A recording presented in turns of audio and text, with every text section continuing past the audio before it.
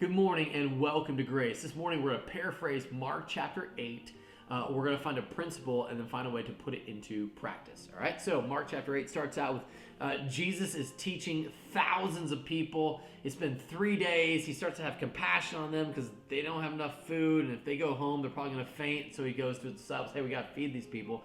And instead of the disciples being like, all right, cool, here's the bread, do your thing.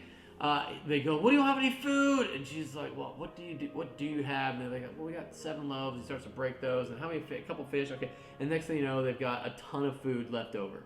They feed the 4,000, not including women and children. And then he gets in to the boat and they sail away. All right. Then the Pharisees come and then they begin to argue with him and they want a sign from him. They're like, do a sign. Now, Jesus just did a mind-blowing sign. He fed 4,000 men plus women and children with 7 loaves of bread and 2 fish. He made that go a long way. If there's anything that Messiah could do, it'd be that. And they want a sign. To which Jesus goes, I don't dance for you. I'm not like a genie. You rub me and I prove to you that I'm really the Messiah. But rather, you honor me. I do miracles where I want to do miracles, and you sort of get on board with that. And the Pharisees are just so resistant to that. And so after hearing that, Jesus is like, I'm not going to give you guys a sign. This generation won't get any sign other than, why does this generation seek a sign? Truly I say to you, no sign will be given to this generation. And when you hear generation, well, it can't really be like just Gen Z or the millennial generation. It's more like a group or tribe of people. So the Pharisee generation might be a good way to put that. You guys aren't going to get a sign because you demand for it. Because he clearly just performed a sign when he fed the 4,000. So sometimes we hear generation doesn't mean like age group generation. It can mean tribe of people. Okay. So then Jesus is then going to warn his disciples about the leaven of the Pharisees, to which the disciples are like, the leaven of the Pharisees. He's upset because we don't have any bread. And Jesus is like, no. I'm trying to warn you about the leaven of the Pharisees, the leaven of Herod. These people are teaching the people awful stuff, and you can't buy into that. You've got to have your brain on you and your eyes to see spiritual things that are happening. And then I love this line in chapter 8, verse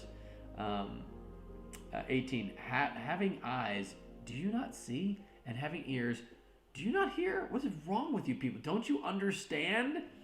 And then to sort of help us out of how sort of blind they are to this, he's like trying to open their eyes to the fact that the Pharisees and the people of Herod are leading the people astray. It's like blind guides. Then the next part of this is Jesus gives sight to a blind man, literally, fulfilling, which I love this, right? The Pharisees asked for a sign, which would have been really convenient if he would have done making a blind man see. Because the Messiah, in Isaiah 35, starting at verse 4, he's coming to save us. He makes the blind to see. That's what the Messiah does. Jesus, why don't you do that for the Pharisees? Oh, because I don't dance for people who demand dancing. I only do things for who have eyes to see, ears to hear. And so here he is. Jesus performs a miracle. He helps the blind to see. And the disciples are sort of getting it where they're like, oh, we're kind of like that too. In fact, Jesus then has an encounter with Peter at Caesarea Philippi. And he's like, who do the people say that I am? So he says, some people say you're John the Baptist. Others say that you're Elijah or one of the prophets. And he's like, who do you say I am? And then Peter goes, you are the Christ. To which Peter's like, you got it.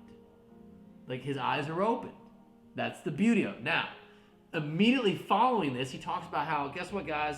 I am going to be rejected and I'm going to be killed. And then Peter gets really fired up about this because he's spiritually blinded. He says, no one's going to kill you. Look, buck up there, Jesus. We don't need to get that little sad talk going on.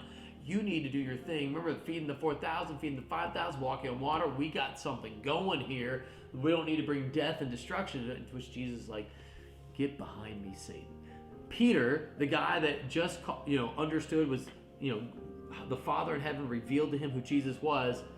His eyes were open. Now is all of a sudden blinded. And this is sort of Peter's problem. He goes from, I can see, I'm blinded, even after the resurrection. And I think that's the way a lot of us are.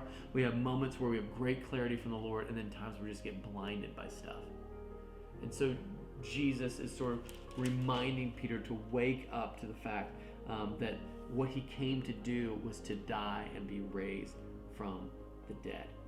And then finally, the last part of this is he's going to call the crowd. He's going to say, listen, if anyone's going to come after me, let him deny himself, take up his cross, and follow me. For whoever would save his life will lose it, but whoever loses his life for my sake and the gospel's will save it. For what does it profit a man to gain the whole world and forfeit his soul? For what can a man give in return for his soul? For whoever is ashamed of me and my words in this adulterous and sinful generation, of him will the Son of Man also be ashamed when he comes in the glory of his Father with the holy angels. In other words, open your eyes to who I really am. And so you might for a season have to deny yourself, but ultimately I'm coming back to judge the living and the dead, and you want to be on my team. So open your eyes to see that when you sort of try to save your life, you're going to lose it, Peter. And that's the message that Jesus is really trying to declare here. It's that he doesn't play, he's not like a little puppet that performs for us the way we want him to, but rather he's God. And we align ourselves to see the kingdom of God and earth and people through his eyes, not ours. So the question, so the principle is, those with hardened hearts can't see who Jesus is and what he came to do. So then the practice is this: I need to pray, God, give me eyes to see that I don't get blinded by my comfort. Because the Pharisees want to keep their own, they don't want to step up in faith. They want Jesus to play their game. Peter, he likes kind of riding the rush of the crowd, and he wants Jesus to not ever die, and he gets to kind of have a high place in that, but ultimately Jesus has something even better for him. And that's the part that I need to recognize. Jesus, where do you have something better for me that I can't see because I'm blinded by my own desires? Pray with me. God, thank you for just revealing in your word, your truth and your love and your grace. And God, thank you that Mark 8 can speak to us about just the blindness that we can have over our own eyes because of the comforts we're pursuing, because it's sometimes hard to believe in something we can't see. So Lord, this day, give us the ability to just trust in you and the invisible kingdom. Give us eyes to see it, that we might live for you in your glory. So in Jesus' name we pray.